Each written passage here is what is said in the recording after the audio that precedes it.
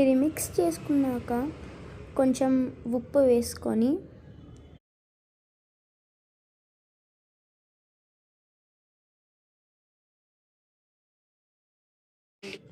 ఇక్కడ తర్వాత అజినోమోటో మసాలా వేసుకోవాలి.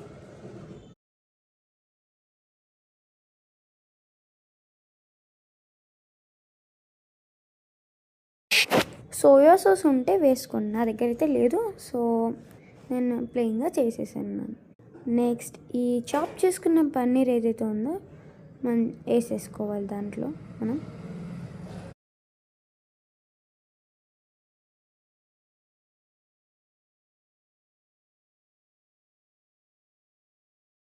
ఇలా మిక్స్ చేసుకోవాలి కొంతసేపు, అంటే ఒక 1 minute వరకు మంచిగా ఫ్రై చేశాక వెంబటే తీసేయాలి.